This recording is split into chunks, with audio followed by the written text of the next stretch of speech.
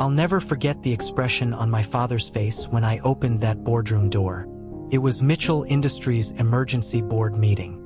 The company was on the verge of bankruptcy. I'm Alexander Sterling, 34 years old, and as I sat at the table, I said, "Mr. Mitchell, I'm here to buy your company." At that moment, my father didn't recognize me, but I had never forgotten him.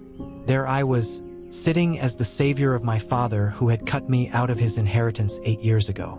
Before sharing this story, please let me know in the comments where you're watching from. Don't forget to hit the like button and subscribe, because the story I'm about to tell you is the most powerful example of never giving up and proving yourself. I was born in Beacon Hill, Boston's most prestigious neighborhood. My father, Richard Mitchell, owned New England's largest construction and real estate empire. Mitchell Industries had been our family's pride since the 1950s. My mother, Catherine, was a Yale-educated art historian. But after marriage, she left her career to focus on raising me and my brother Marcus. My childhood was spent under constant expectations. "Alexander, you're the child who will inherit the Mitchell family legacy," my father would say at every opportunity. Marcus was 3 years younger than me, but we had very different personalities. He was social, athletic, and got along easily with everyone. I was introverted, loved books, and was interested in technology. "Why can't you be like Alexander?" my father would ask Marcus. But at the same time, he would criticize me. "Why can't you be social like Marcus?" I was the smartest student in my elementary school class, but my father didn't think it was enough. "Intelligence isn't enough, Alexander. You need leadership. You have no charisma." At age 8, I met computers. I spent hours on the old Apple II in the school library. I wrote my first program at that age. "These computer games are a waste of time," my father would say. "You should be studying my construction projects." But I was fascinated by technology. I spent all my free time learning to code. In high school, the difference became even more pronounced. Marcus was the star of the football team, class president, and girls were interested in him. I was the head of the computer club, winning awards in robotics competitions, but in my father's eyes, these were children's toys. "Alexander, you're going to take over Mitchell Industries. You should study construction engineering at MIT." "But Dad, I want to study computer science." "Computer science? That's a hobby. You'll learn real business." At 16, I developed my first startup idea. It was a social networking platform for high school students. It was 1999, years before Facebook. When I showed my father the project, he said, "This internet craze is temporary, Alexander. Real estate, real buildings are permanent." I continued developing my project on my own. I got $50,000 investment from local investors. "What's this money?" my father asked. "Investment for my company." "Your company? You're 16. Bill Gates founded Microsoft at 19 too. You're not Bill Gates, Alexander." University, first successes. When I went to MIT to study computer engineering, my father was very angry. But my grades were so good he couldn't refuse. "You'll at least minor in business." He made it a condition. I made great friends at MIT. My dorm roommate David Chun was from a Shanghai entrepreneur family. "Alex, you're very talented. Why doesn't your father support you?" he had asked. Because for him, success only means construction. In my sophomore year, I founded my first serious startup, Campus Connect. It was an e-commerce platform for university students. We reached 2 million users in 6 months. We became the main news on TechCrunch. When my father read the newspaper, he said, "Good hobby, Alexander. But when will you learn real business?" In my junior year, I sold the platform for $15 million. I had become a millionaire at 21. "Dad, look, I made $15 million. This money is a lucky coincidence. Real business isn't done like this." That night, I talked to my mother. "Mom, why doesn't Dad ever support me?" "Son, your father loves you very much, but he's old school. He can't understand change." I graduated summa cum laude from MIT. I had also completed my business minor. "Now you'll start working at Mitchell Industries." my father said. Dad, I want to start my own company. Your own company? We have a 70-year-old company. I want to work in technology. Technology bubble. Construction is real. Real estate is real. We argued for 6 months. Finally, my father gave an ultimatum. Alexander, you'll make a choice. Either you work at the company or you're nothing. I'd prefer to be nothing. That day, my father's anger hit the ceiling. Then get out of the house. Stand on your own feet. At 25, I left home. I only had $50,000 in savings. I moved to Silicon Valley. I rented a small apartment and started living minimally. My second startup, NextGen Analytics. It was an AI-based business analytics platform. For 18 months, I worked 16 hours a day. I ate ramen noodles, drove an old Honda Civic. But the platform was amazing. Goldman Sachs became our first customer. In 2 years, we reached a $50 million valuation. During this time, I never talked to my family in Boston. Only my mother would text occasionally. Son, how are you? Your father misses you a lot. He doesn't miss me, Mom. He's just worried about Mitchell Industries. At 28, I sold NextGen for $180 million. Money wasn't important anymore. My goal was bigger, to build one of the world's largest technology companies. My third company, Sterling Tech, we specialized in cloud computing and AI solutions. This time, I used a different strategy. I hired the best talents, built amazing offices, focused on company culture. Sterling Tech grew rapidly. We were competing with Google, Microsoft, Amazon. In 3 years, we reached a $5 billion valuation. Forbes magazine put me on their 30 under 30 list. During this period, I made an important decision. I changed my last name. Alexander Mitchell died. Alexander Sterling was born. Why? My lawyer asked. Because I don't want to be part of the Mitchell family anymore. Now I was completely independent. I had established my own identity. When media wanted to interview me, I never talked about my family background. I come from a middle-class family. I was born in Boston. The rest of the details are private, I would say. 31, I took Sterling Tech public. On IPO day, shares gained 400% in value. The company's value rose to $20 billion. With my $8 billion share, I entered the Forbes list at 25th place. I appeared on the covers of TechCrunch, Wall Street Journal, Time magazine. The genius behind Sterling Tech, Alexander Sterling. No family name was mentioned in any interview.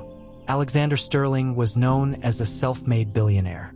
During this time, I occasionally heard from my mother, Son, I told your father that someone on Forbes reminded me of you. He said, nonsense. My father still didn't know who I was. 34, important news started coming. Mitchell Industries was in trouble. Real estate crisis, changing trends, missing digital transformation. My mother called. Alexander, you should help your father. Mom, I'm Alexander Sterling now. I'm not a member of the Mitchell family. But he's your father. He's the father who rejected me. Marcus was managing the company but was failing. My father was 68 at retirement age. The company might go bankrupt, my mother said. I'd be sad, but it's not my problem. But I was really sad. Mitchell Industries wasn't just my father's company. It employed 2,000 people. Through my private detectives, I investigated the company's situation. $750 million in debt, declining revenues, old technology. But there was potential. Could be saved with proper management. I made a plan. I would buy Mitchell Industries as an anonymous investor. Sir, this is very risky, said my CFO James. No big success without taking risks. Through my lawyers, I sent an official offer to Mitchell Industries. Sterling Capital is interested in purchasing your company. Marcus immediately wanted to accept. My father, however, was resistant. Who is this Sterling? Where did he come from? Sir Alexander Sterling, founder of Sterling Tech. On the Forbes list. Never heard of him. What does this tech billionaire know about construction? The negotiation process lasted 3 months. Finally, a face-to-face meeting was arranged. Mitchell Industries boardroom. I was returning there after 20 years. In that room, I used to attend meetings with my father as a child. "You'll manage this place in the future, Alexander," he would say. Now I was sitting in the same place with a different identity, but as the same person. It was a cold March morning. I had come to Boston on my private jet. Mitchell Industries' 40-story office building was still impressive, but it didn't have its former glory. My assistant, "Sir, the meeting is at 2 o'clock. "I'm ready, Sarah." I had been dreaming of this moment for 20 years. The moment of reuniting with my father. As the elevator climbed to the 35th floor, my heart was beating fast. When I opened the door, there was the boardroom I had seen in the old days. Mahogany table, leather chairs, Boston view. My father was sitting at the head of the table. 8 years had passed, but I recognized him. He had aged, his hair had turned white, but he had the same authoritative posture. Marcus was beside him, looking fuller and worried. Their lawyers, CFOs, there were 8 people in total. "Mr. Sterling, welcome," said Marcus, standing up. My father looked me up and down. He didn't recognize me. He saw me as Alexander Sterling. "Mr. Mitchell," I said to my father. My voice was calm, but I was trembling inside. The meeting began. Mitchell Industries' financial situation, debts, future plans. My father was examining me suspiciously. "Mr. Sterling, do you understand the construction industry?" "I understand. It's kind of a family business." "Which family?" "It doesn't matter. Sterling Tech is my priority now." For 2 hours, we talked about the company's details. My father was asking technical questions. He was surprised at every answer I gave. I knew the construction industry very well.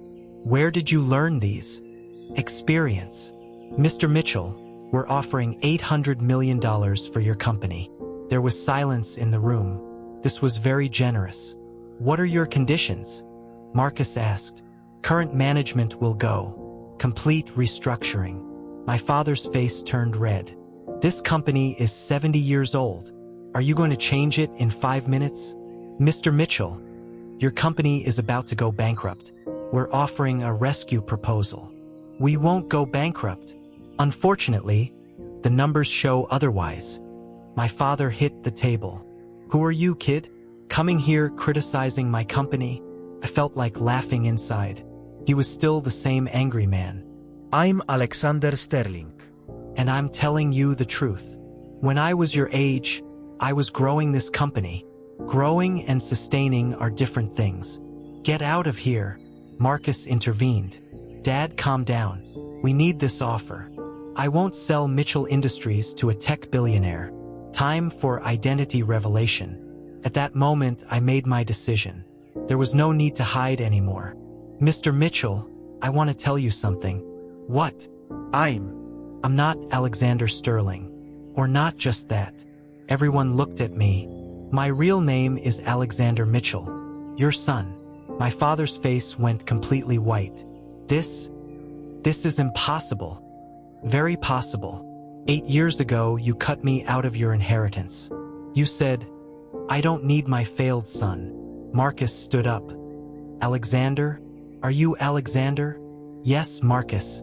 But now I'm Alexander Sterling. I changed my last name." My father couldn't get up from where he was sitting. But you were the computer kid." "I'm still a computer guy, but I'm also the owner of an $8 billion company." $8 billion? I'm 12th on the Forbes list. Sterling Tech is world famous. How is this possible? Very simple. You rejected me. I proved myself. Marcus was still in shock. "My brother, you succeeded." "Yes, Marcus. And now I'm here to save your company." My father covered his face with his hands. "Alexander, my son, I made a mistake. A very big mistake. But you became so successful. Not because of you. Despite you. Alexander, I love you. I always loved you. Is this how love is shown? Is this how you say, 'I don't need my failed son'?" My father started crying. It was the first time in my life I saw him cry. "I'm a complete fool. You were right from the very beginning." That day, the meeting was cut short. Everyone was shocked. "Alexander, can we talk?" My father said, "We can talk, but as a business meeting. Will you forgive me?" "I don't know. We'll see with time." Marcus came to me. "My brother, you're incredible. How much we missed you." "You may have missed me, Marcus, but Dad didn't call or ask about me for years. It was because of his pride. But he always thought about you." 2 weeks later, the official agreement was signed. Mitchell Industries became a subsidiary of Sterling Capital. My father and Marcus remained on the board, but now I was the ultimate decision maker. "Alexander, will you change the company's name?" Marcus asked. "No, it will remain Mitchell Industries. This is a family brand." My father was surprised. Really? I didn't buy the company for revenge. I bought it to improve it. In 6 months, I completely transformed Mitchell Industries. Digital transformation, new technologies, modern management. The company became profitable again. It was even more successful than before. "Alexander, you're a genius," Marcus said. "How did you manage it?" "Experience. And the fundamental values I learned from our father." My father was watching me with pride. "You're truly a Mitchell, son." Now I'm both Mitchell and Sterling. My relationship with my father slowly improved, but it would never be like before. "Alexander, I couldn't see how talented you were," he said one day. "You didn't want to see. You had your own plan." I was wrong. You were thinking much bigger. I was just thinking differently. I rebuilt my old closeness with Marcus. He became responsible for company operations, I for strategy. "We made a good team," Marcus said. "We always were. Dad just didn't notice." My mother, Catherine, was very emotional. "Son, I missed you so much." "I missed you too, Mom, but Dad's attitude hurt a lot. He changed. You changed him." "I hope he really changed." I was having brunch with my mother once a week now. She was proud of my achievements. "You were always special, Alexander." "I knew it." "Then why didn't you support me?" "I was scared. I was afraid to oppose your father." Our story received great attention in the media. "Son cut from inheritance buys father's company." Alexander Sterling's surprising family story. I did a special interview with Forbes. "Success should be to prove yourself, not for revenge," I said. My father was really changing. He had learned to listen now. "Alexander, you're a much better leader than me," he said. "I learned from you, but I developed my own method." "Your method is better. Just different. Times have changed." On his 70th birthday, I gave him a special gift. 5% shares of Sterling Tech. "What's this for?" "Investment in the future. For you to believe in technology." Marcus was also changing. He was now successful not just socially but also in business matters. "You taught me a lot, Alexander." "You taught me too. Just about different things. I can never be as visionary as you." "You don't need to be. You have other talents." At Mitchell Industries, we too worked in perfect harmony. I started creating synergies between Sterling Tech and Mitchell Industries. Smart buildings, IoT-based construction technologies, sustainable construction. "This is great, Alexander," my father said. "You've combined two industries. This is how the construction industry of the future will be." You were always right.